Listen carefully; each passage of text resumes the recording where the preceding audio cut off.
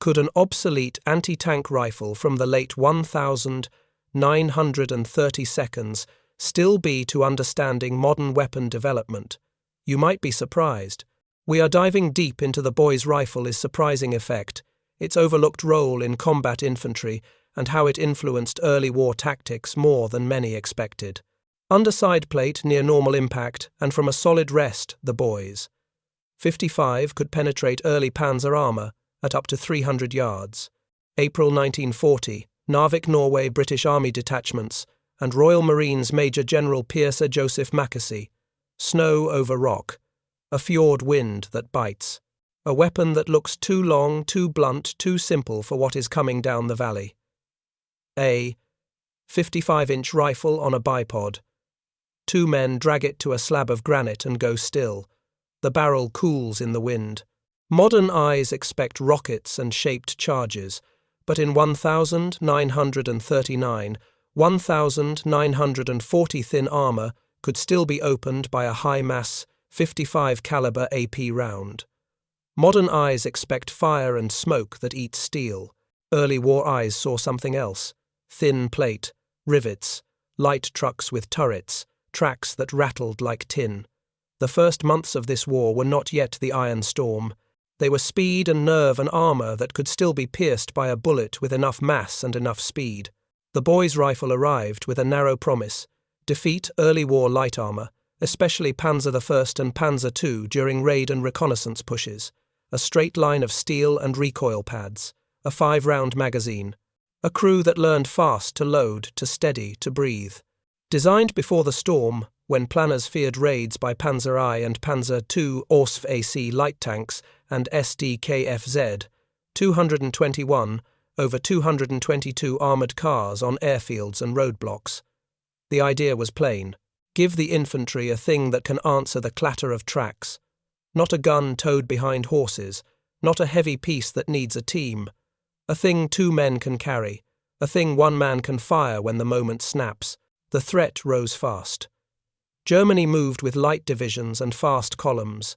Panzer I and Panzer II led many probes. Thin frontal plates, thinner sides. Reconnaissance cars with armour like a stovepipe. In that window a heavy bullet mattered. Range mattered. Placement mattered more. Sides, rear, vision ports, suspension housings. The rifle taught a new drill. Hold fire.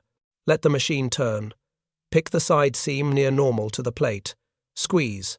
Relocate. In the highlands and on frozen ranges the weapon earned its other name. Elephant gun was the nickname, heavy to fire, but it could break early Panzer sides under the right conditions. Not for the quarry, for the kick. The butt drove back like a hammer. Men learned to lean the body, to stack sand, to rest the bipod on a pack to keep the shoulder whole for the second shot. The recoil was the tax. The effect was the reward. A loud, flat crack, a hard blue-white spark on plate. A second spark inside when a seam opened and the bullet tumbled through. Commonwealth units carried it by section and by platoon. 1 per section in many tables. 2 per platoon in others. It rode in Bren carriers. It sat under tarps on lorries. It lay across sandbags in pillboxes that watched harbours and airstrips. In Norway, it guarded road bends where a half-track might appear. In France, it lay behind hedges along lanes cut by stone. The men who hauled it swore at the weight and then swore by the effect when thin armour showed a flank. Early contact proved the window was real. Angled right and close enough, the rifle could punch through the side plates of the light panzers that led many advances. 300 yards was not a boast.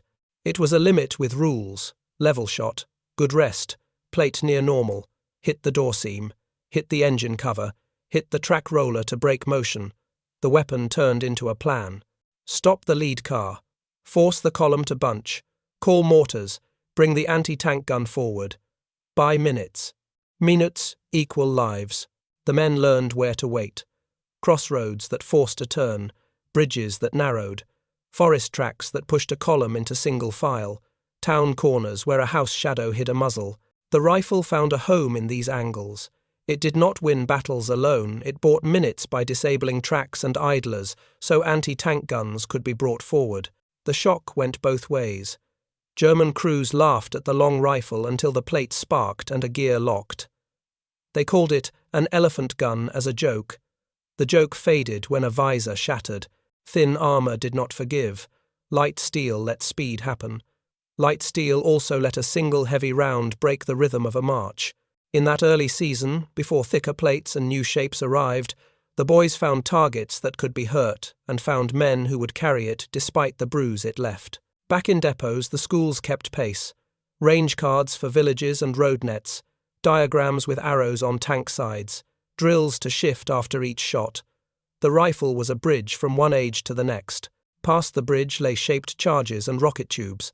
On this side lay speed and light plate and a need for anything a platoon could lift. The boys lived in that gap. It was not elegant. It was loud and crude and honest. It gave foot soldiers a way to speak to steel at distance with more than hope. The fjord wind rises again. Snow hisses on the barrel. The two men behind the rifle do not blink. The column rounds the bend and shows a flank. The first spark comes on the second shot. The underdog earns its keep. Dawn bled into smoke. Roads filled with bicycles, refugees' carts, and the low growl of engines. Columns hunted gaps. Bridges mattered. Crossroads mattered. Any place that forced steel to turn its side mattered most. The phony war ended with one hard lesson. Light armor moved first. Armored cars found lanes. Panzer I and Panzer II set the pace. The heavy machines came later. In that first rush, the boys spoke the right language. A single section with one rifle could stall a file long enough for the rest to bite. A platoon dug along a village lane learned the drill by feel. Let the armoured car nose past the last stone wall. Hit the side plate just behind the front wheel arch. Fire again before the turret slews. Switch to the car behind. Break the chain. The crack of the 55-inch round cut through every other sound. A second later came the flat ring of steel struck near square. Then came the stall. Then came voices inside a metal box that could no longer move. On the dial line, the rifle worked as a doorstop. Bridges were left standing until the last minute. Engineers wired charges and waited for orders. Infantry covered the final hour. The boys pointed at the bend that forced a turn onto the bridge. The first shot hit an idler. The second shot bit a side hatch. The armoured car jerked and blocked the lane. Sappers finished their work. The column behind stared through exhaust haze at a road now jammed by their own lead. In Norway, snow hid the approach, but not the effect. A half-track edged around a rockfall. The rifle fired from a fold in the slope. One round into the front tyre. One round into the exposed radiator. The half-track shuddered and slid sideways. The escorting car threw smoke and backed uphill, which turned its flank to the second gun. A small action, a held hour. A transport never reached the quay. 1 hour mattered in a port where destroyers were counting minutes. Eyewitness lines read the same across diaries and reports. The weapon kicked like a mule. The sight picture wavered after each shot. Sandbags under the butt helped. A folded greatcoat helped more. Loaders counted rounds with the same calm voice they used for Bren magazines. 5 ready, 5 more, barrel hot, shift left. The firer ignored the pain space that followed the recoil and watched for sparks. Side plate, vent slat, final drive housing. A glint at a visor slit was never a primary aim. Flesh was not the goal. Motion was the goal. There were clean kills. A boys' team at a roadblock stopped a scout car at under 100 yards and cracked the second when it tried to ram the first out of the way.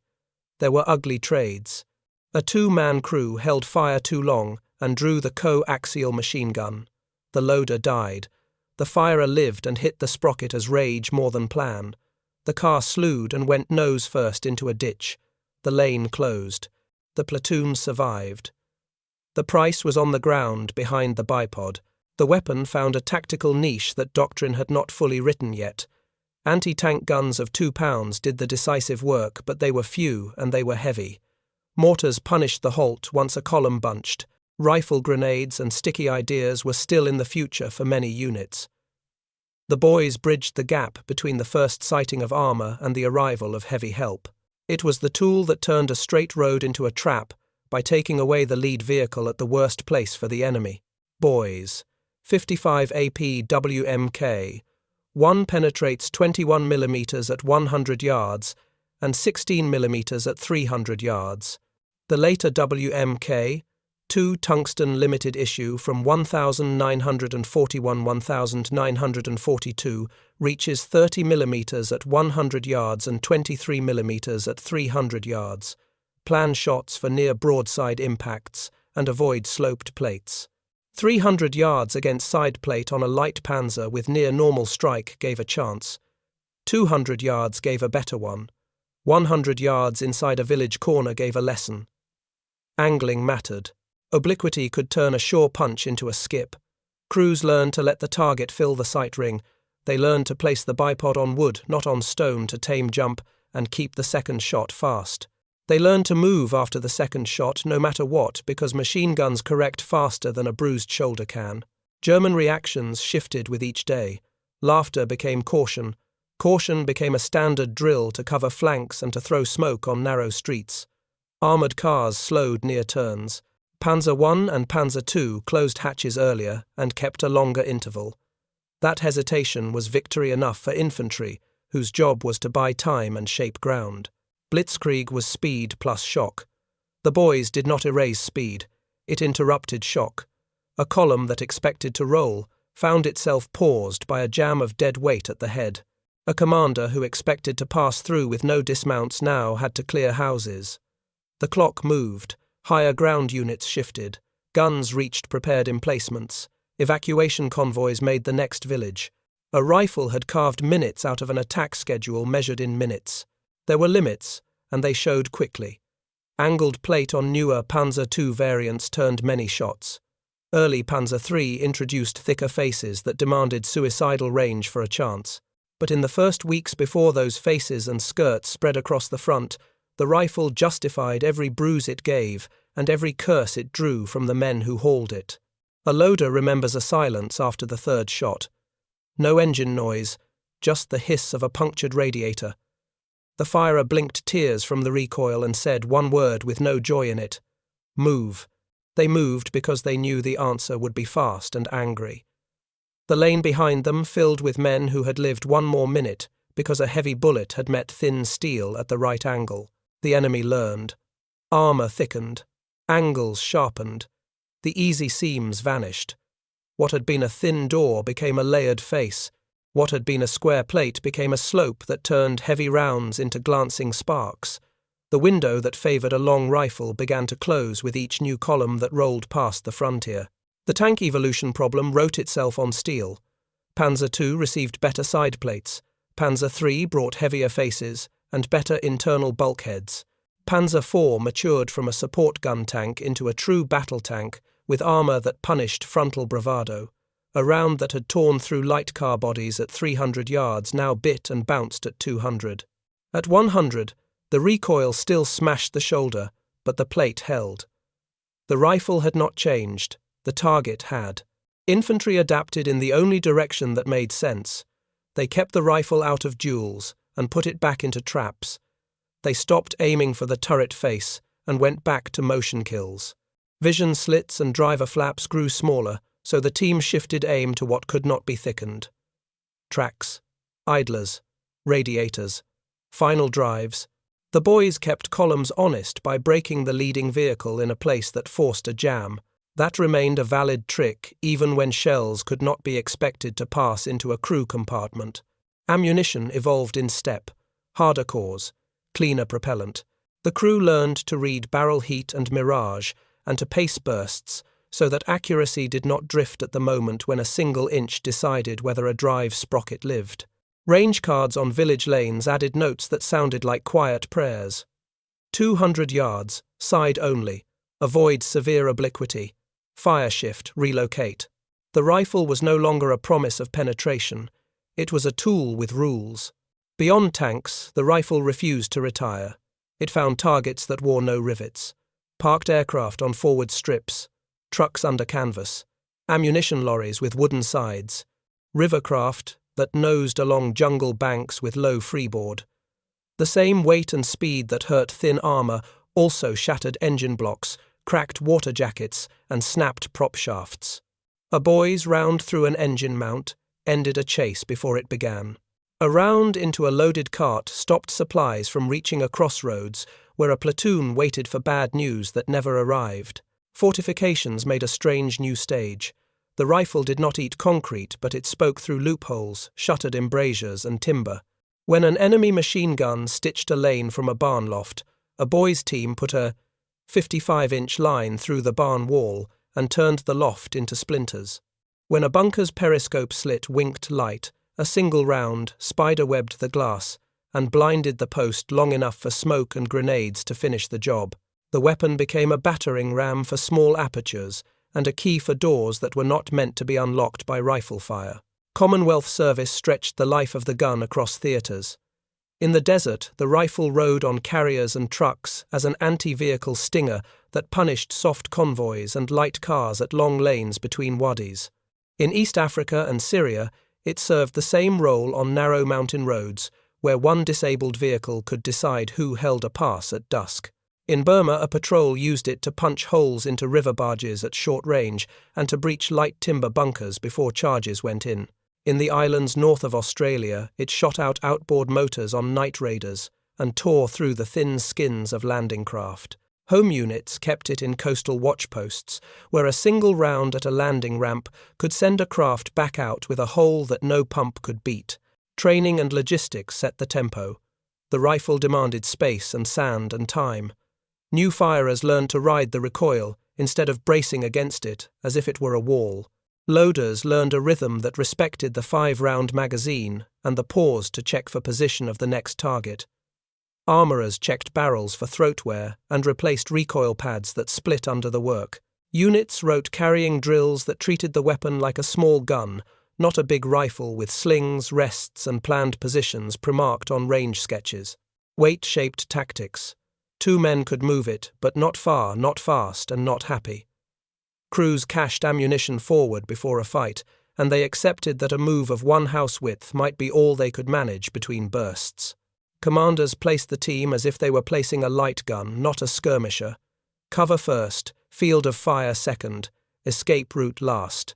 Without that last point, the rifle became a dead weight when counterfire swept the lane. Obsolescence became official when new weapons arrived that solved the same problem with better odds. A projector that threw a shaped charge from a shoulder.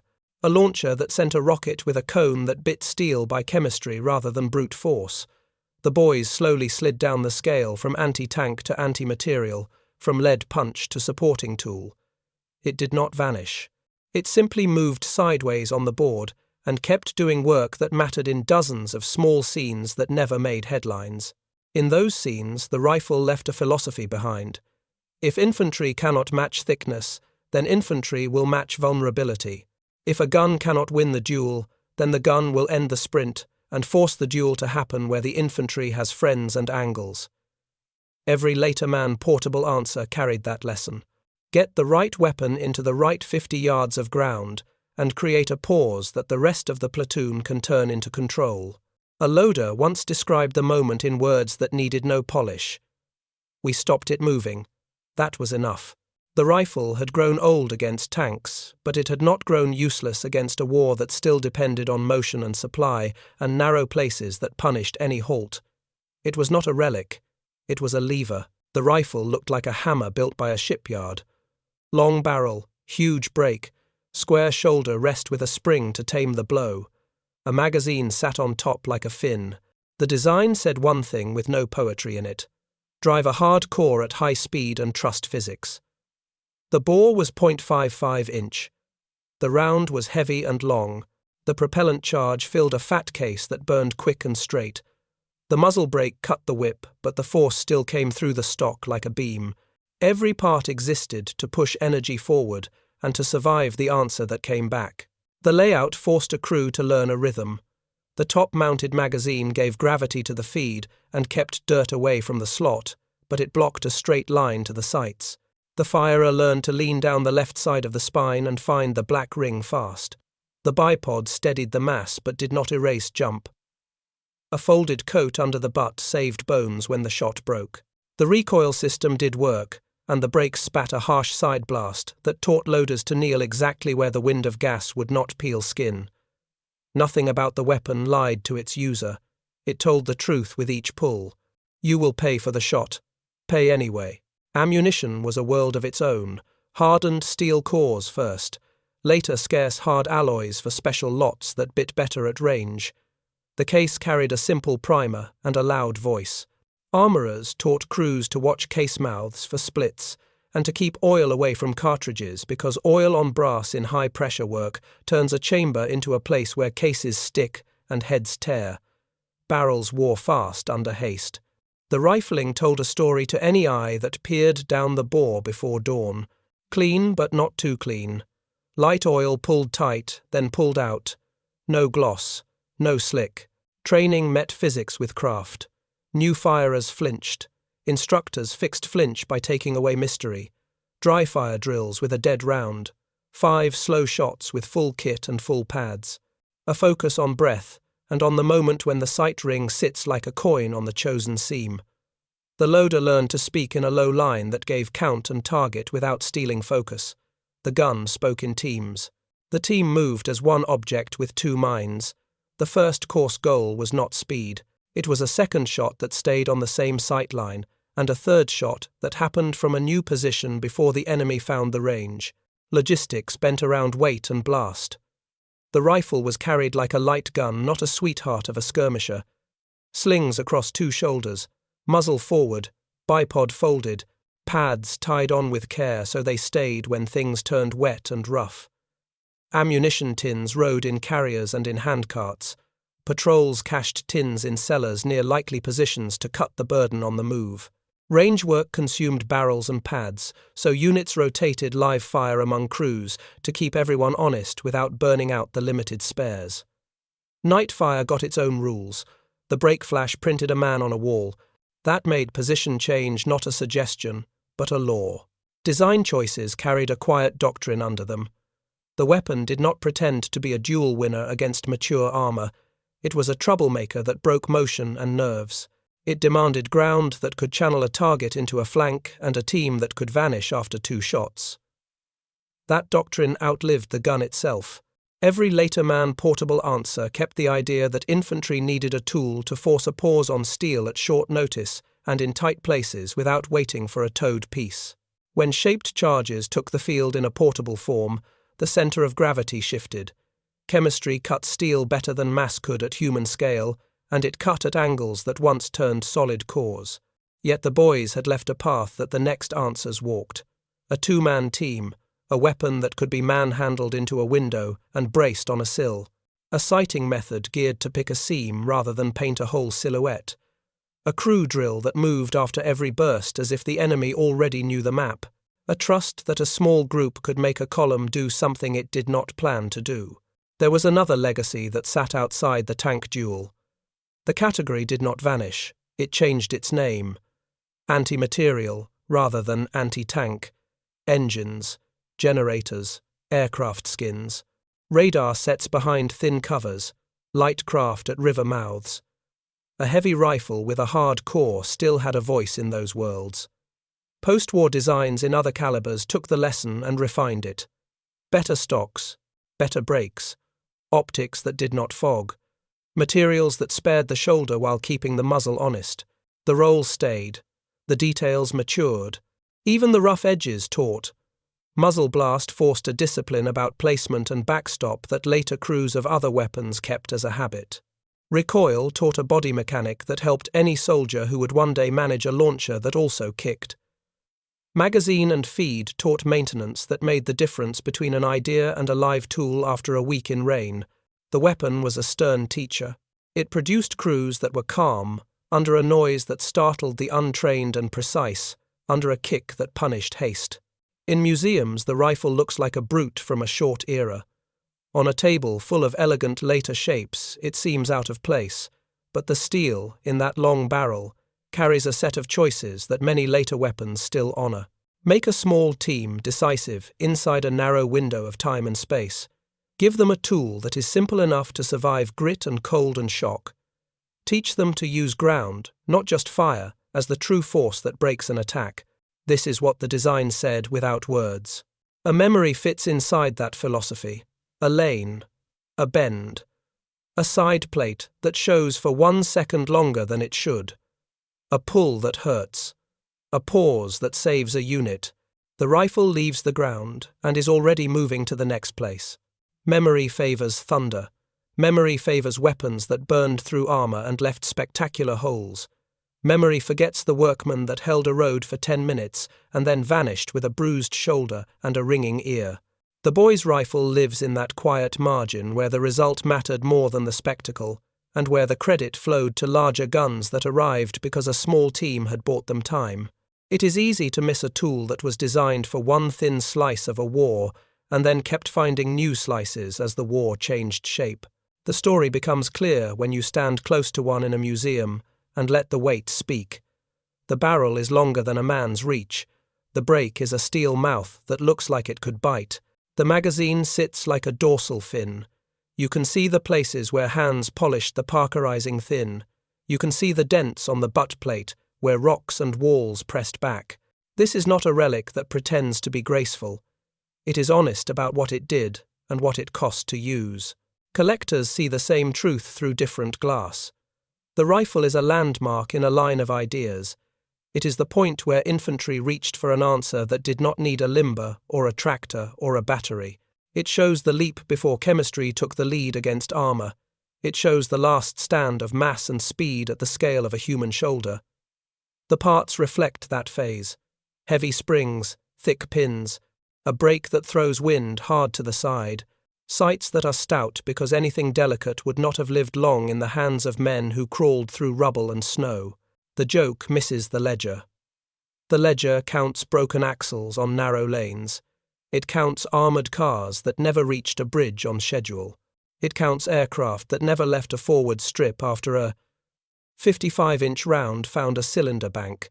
It counts rivercraft that sank 100 yards from a night landing because a heavy bullet tore a hole where no one could patch in time. None of those entries are large alone.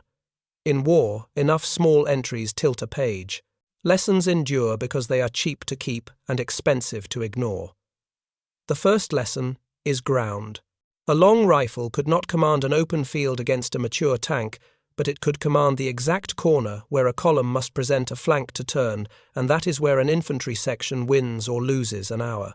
The second lesson is rhythm. Do not duel Panzer III or Panzer IV frontally from 1,940 onward aim, at tracks, vision slits, final drives and road wheels to stop movement and force help forward. You do not bargain with machine guns, and you do not argue with muzzle flash printed on a wall. The third lesson is humility. Tools age, tactics remain. When one tool fails, the habit of finding the weak part of a moving system still works. The weapon also leaves a moral shape behind, though men who carried it would not dress it in such words. It is the shape of persistence. Units took an answer that grew weak against its first purpose and refused to discard it. They made it useful elsewhere. They kept it in service where it could do work without drama. They did this while better tools arrived and pushed to the front. There is a discipline in that act. There is a kind of respect for the job that ignores fashion. Modern eyes look back through the lens of later marvels and assume inevitability. But inevitability did not load magazines or drag weight to a window or map the right bend on the right road. Men did those things while plans changed above their heads. The boy's rifle belongs to them more than to any theory. It is a record of how infantry survive the early days of a war while the rest of the army catches up, and of how they continue to make small, hard, necessary choices after the headlines move on. A final reflection returns to that cliff road and that village lane. Steel is never abstract when it is close enough to smell. The rifle appears as a line between two kinds of fear. On one side, the fear of being outrun by a machine you cannot stop. On the other, the fear of standing to fire a tool that hurts you in order to hurt that machine. The men who chose the second fear made the rest of the work possible. That is legacy enough for any weapon. In the end, the rifle rests on its bipod and tells no stories. The men who used it are the story. They learned where to place it. They learned when to hold fire and when to risk a second shot. They left lanes clogged with their work, and they left hours on the clock for others to use. The gun is heavy and mute now, but the minutes it bought still echo inside the larger tales that followed. When you see one behind glass, imagine the side plate filling the sight ring and the breath held for one heartbeat more. Imagine the crack. Imagine the pause that follows. That pause is the measure of its worth.